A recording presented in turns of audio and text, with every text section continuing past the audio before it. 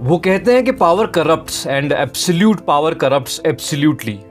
हम कहते हैं कि पावर आदमी को बेईमान बना देती है और एब्सोल्यूट पावर उसको हैवान बना देती है, और इसका जीता जागता सबूत जो है वो आपको मेरी स्क्रीन पे नजर आएगा।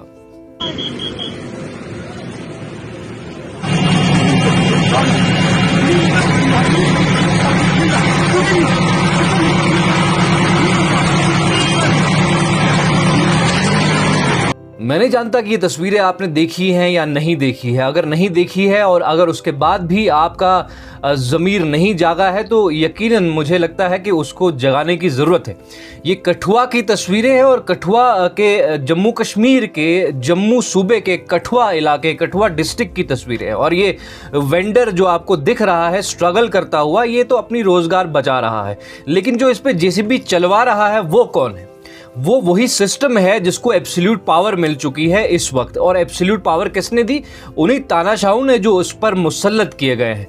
इनको इस कदर पावर दे दी गई है कि ये किसी के ऊपर, इंसानों के ऊपर इस तरह की इतनी ये मशीन चलाते आपको नजर आ रहे हैं। और ये मशीन चलाने वाले लोग कौन हैं? सरकारी लोग, कोई गुंडे नहीं है, कोई मवाली है, ये सरकारी लोग हैं। और सुनने में ये आया है कि म्युनिसिपल कमेटी कठुआ के लोग हैं या म्युनिसिपल काउंसिल कठुआ, जो भी है, लेकिन जो हैवानी सलूक इन्होंने इस वेंडर के साथ किया है ये यहाँ की मानसिकता को दर्शाता है, यहाँ के एडमिनिस्ट्रेशन की मानसिकता को साफ तौर पे दर्शाता है। एडमिनिस्ट्रेशन इस हद तक तानाशाही पे उतर आया है कि ये एक तो पहले किसी के रोजगार के जरिए को तबाह बर्बाद करने के लिए जा पहुंचता है, और उसके बाद उसको भी इस इनह्यूमन तरीके से एक जानवर से बदतर बर्ताव उससे करता है, और उसको भी इस मशीन के जो है मुंह से उठाने की कोशिश करता है। ये तस्वीरें मुझे लगता है कि देश के बाकी कोनों में भी पहुंची होंगी। अगर नहीं पहुंची होगी तो पहुंचा दीजिए और कहिए उनसे कि जम्मू कश्मीर के हालात कुछ इस तरह है।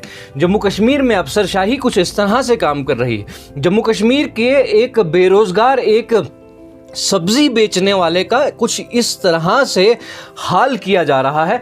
तो ये तस्वीरें देश के कोने कोने में जानी चाहिए। ये इमेज है। इस वक्त जम्मू कश्मीर की आवाम इन्हीं तरह की मुश्किलों से दो चार है, और ये मंजर देखने के बाद मुझे यकीन है कि एक इंसान की आंख में आंसू जरूर आएंगे, लेकिन कुछ लोग इस पर ये भी कहेंगे कि ये तो भाई साहब आगे खड़ा हो गया मशीन के ऊपर, खुद आके बैठ गया।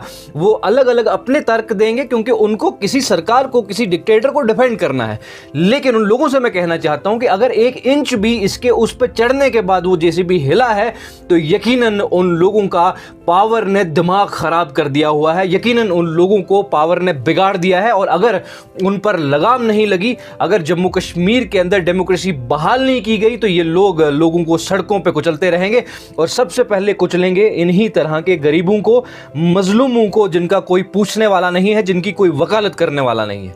ये दिलदोज वाकया जो कठुआ से जो तस्वीरें निकल के आई है ना, इससे रूह कांप उठी है। और ये जो हो रहा है, आए दिन जिस तरह से आप गरीब पर लाठी चला रहे हैं, आए दिन जिस तरह से आप गरीब की रोजी रोटी छीनने की ये कोशिश कर रहे हैं, डेवलपमेंट के नाम पर, प्रोग्रेसिव फ्रंट पे काम करने के नाम पर जो आप ये सब तमाशे कर रहे हैं ना, मुझे यकीन है इससे जम्मू कश्मीर की आवाम का नुकसान है। जम्मू कश्मीर की आवाम को बर्बादी के दहाने पर लाके खड़ा कर दिया है। वैसे ही बड़े कारोबारी जो हैं रोना रो रहे हैं, और छोटे कारोबारी, ये जो छोटे छोटे रेडी चलाने वाले हैं, इनका रोजगार चलाना भी आपको बर्दाश्त नहीं हो रहा।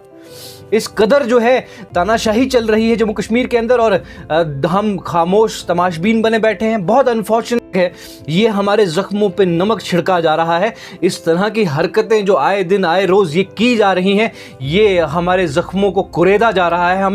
हमें एहसास दिलाया जा रहा है कि किस तरह से हमारे ऊपर जो है तानाशाह मुसल्लत किए गए हैं, एडमिनिस्ट्रेशन की शक्ल में, एलजी इंतजामिया के रूप में, या फिर दिल्ली में बैठे हुए कुछ सरकारी लोगों की बदौलत किस तरह से जम्मू कश्मीर की आवाम को जो है इस तरह से ट्रीट किया जा रहा है।